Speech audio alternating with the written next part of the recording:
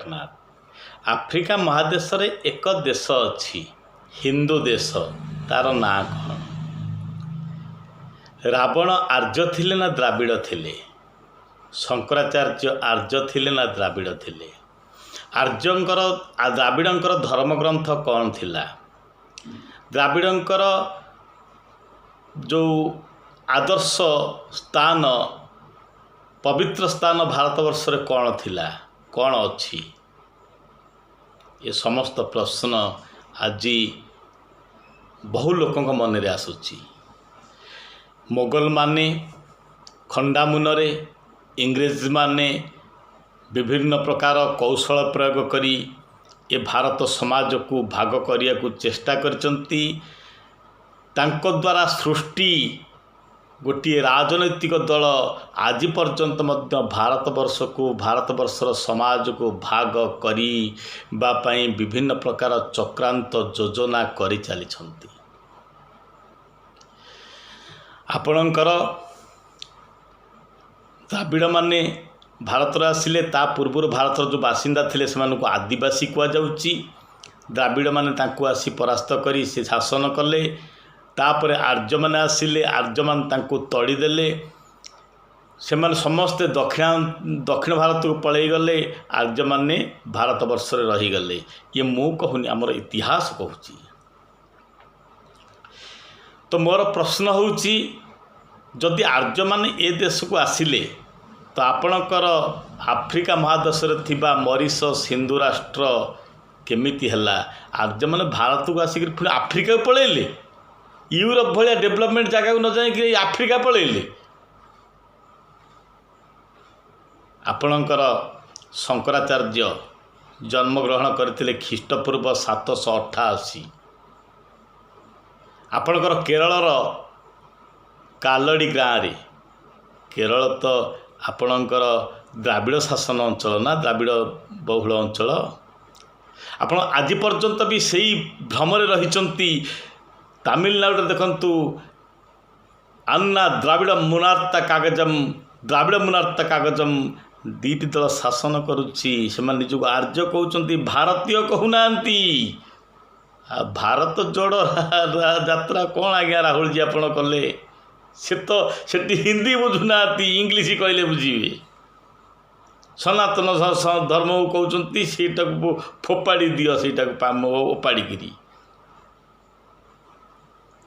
ता इंग्रेज जो रचना नाटक रचना करथिले ताहा एबे भी तांकर चामचा माने भाग करिया पई देश को कार्य राजनीतिक दल भी गठन कर दी। द्राविड़ मुनार्ता कागजम तो ठीक अच्छी।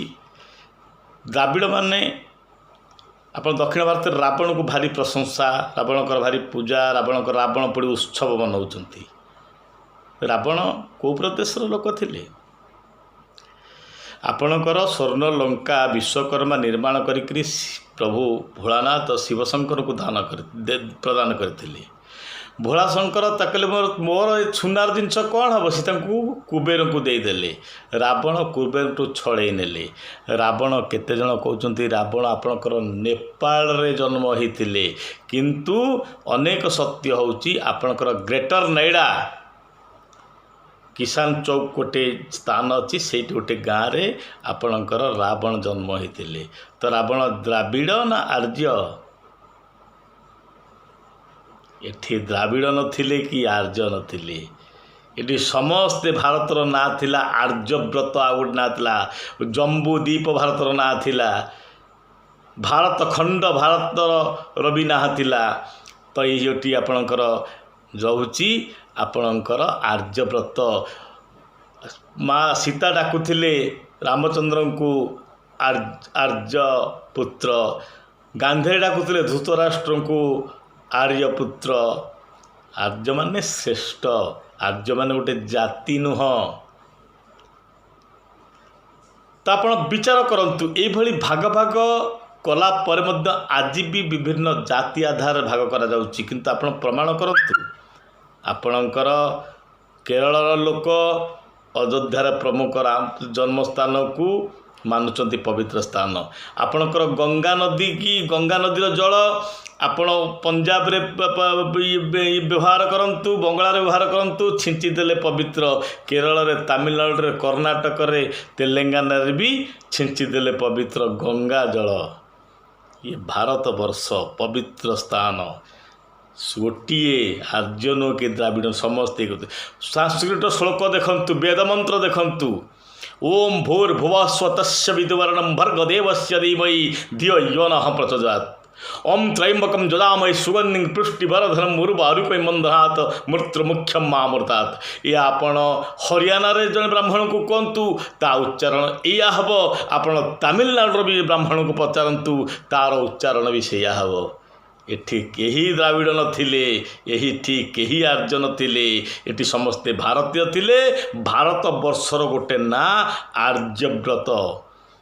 ଆମକୁ ଆଉ ତାପରେ ଜାତିରେ ଭାଗ ଭାଗ କରନ୍ତିନି। ଭାରତ ଯୋଡ଼ ରାହୁଲଜୀ, ଭାରତ ତୋଡ଼ ନୁହଁ, ଭାରତ ଯୋଡ଼।